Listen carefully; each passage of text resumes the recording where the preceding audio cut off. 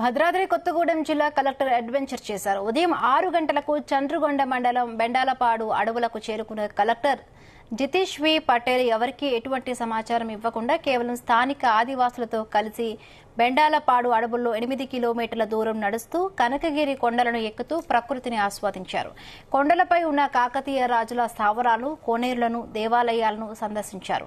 ఆదివాసులు తయారు చేసిన వెదురు వస్తువులను పరిశీలించారు. ఈ రోజు తాను ఒక అద్భుతమైన ప్రదేశాన్ని చూశానని కలెక్టర్ అన్నారు.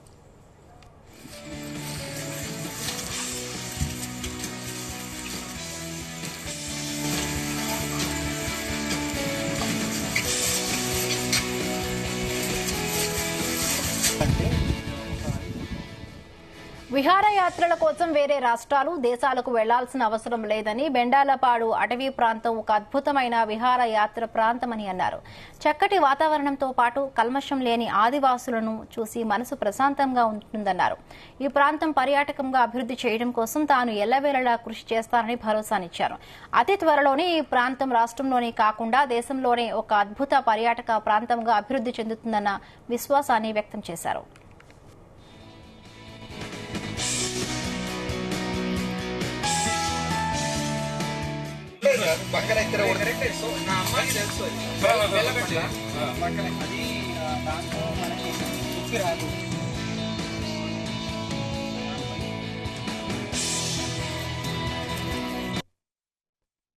చంద్రగొండ మండల్లో బెండల్పాడు ఊర్లో నేను ఉదయం 7 o'clockకి ఇక్కడ వచ్చాను. 7 o'clock స్టార్ట్ అయితే దాదాపుగా మెల్లగా పోతే కూడా మాకు 8:30 అరౌండ్ 9 o'clock వరకు మేము గుట్ట పైన ఉన్నాము. అసలు ఇక్కడ ఈ ప్రాంతం ఎంత శుభ్రంగా అండ్ ఎంత ప్రశాంతంగా ఎంత బాగుందంటే అది శబ్దాల్లో నేను చెప్పలేను. సో నా విజ్ఞప్తి అందరికీ ఏముందంటే టూరిజం కోసం ఏదో మాల్ లేదంటే వేరే ఎక్కడో అది జనాలు వెళ్తారు. నిజంగా ప్రకృతి ఎంత అందంగా ఉందో అది చూడాలంటే బెండల్పాడులో ఖచ్చితంగా రావాలి. ప్రకృతి ఎంత మంచిగా ఉందో దానికంటే మంచిగా ఇక్కడ జనాలు ఉన్నారు. వాళ్ళు ఖచ్చితంగా మనకి స్వాగతించి అసలు ప్రతి ఒక్క చెట్టుది ప్రత్యేకత ఇక్కడ వాళ్ళకి తెలుసు.